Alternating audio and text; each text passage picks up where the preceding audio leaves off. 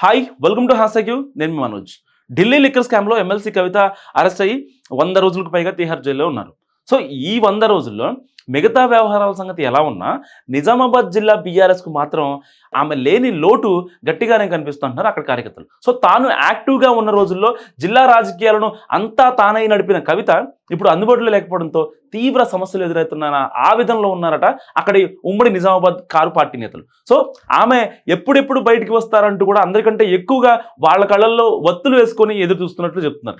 So కవిత ప్రత్యక్ష రాజకీయాల్లో ఉన్నంతకాలం ఓ వెలిగారు, గట్టిగానే డబ్బులు కూడా సంపాదించారు. సో ఎంపీగా ఎమ్మెల్యేగా చేసిన ఆమెకు ఆ పదవుల కంటే కేసీఆర్ కూతురుగా వచ్చిన హోదానే ఎక్కువ అని చెప్పొచ్చు. ఈ మాటలో ఎటువంటి సందేహం లేదు కూడా. సో ఉమ్మడి నిజామాబాద్ జిల్లాలో అయితే ఎమ్మెల్యేలు, ఎంపీలు, ఎమ్మెల్సీలు, ఇతర ప్రజాప్రతినిధులందరికీ ఆమె పెద్ద దిక్కుగా ఉండేవారు.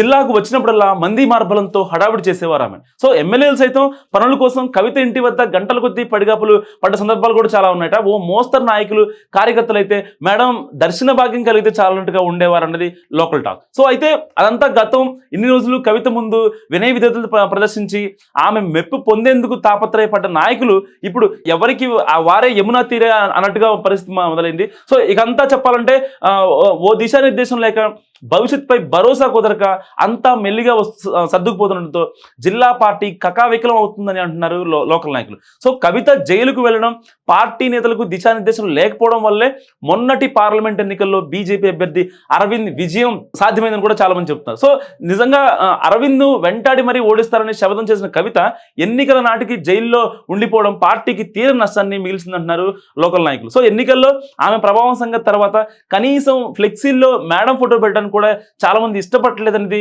లోకల్ టాక్ గా నడుస్తుంది. సో ఆ పరిస్థితుల్లో క్రాస్ ఓటింగ్ జరిగి బీఆర్ఎస్ ఘోరంగా ఓడిపోయిందన్న అభిప్రాయం కూడా ఉంది. ఇక లోక్సభ ఎన్నికల ఫలితాల తర్వాత ఒక్కొక్కరే పార్టీ నుంచి జంప్ అవుతున్నారు. కీలక నేత పోచారం శ్రీనివాసరెడ్డి పార్టీ మారడం నిజంగా కోలుకోలేని దెబ్బ అక్కడ ఆ జిల్లాలో. తర్వాత ద్వితీయ శ్రేణి నేతలు పోచారం బాట పడుతున్నారు.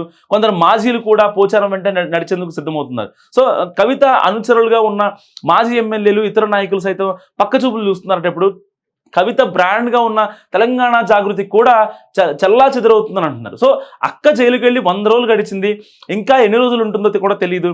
ఆ లోపు బీఆర్ఎస్ ఖాళీ అవుతూ వస్తుంది. ఇక మేము మాత్రం ఇక్కడ ఉండి చేసేది ఏముందని చెప్పి అంటే సెకండ్ గ్రేడ్, బి గ్రేడ్ నేతలు మొత్తం వాళ్ళ సన్నిహితులతో చెప్తున్న పరిస్థితి. సో ఇలాంటి పరిస్థితుల్లో జిల్లాలో పార్టీని ఎలా ముందుకు తీసుకెళ్లాలా అని మదన పడుతున్నారు గులాబీ పెద్దలు.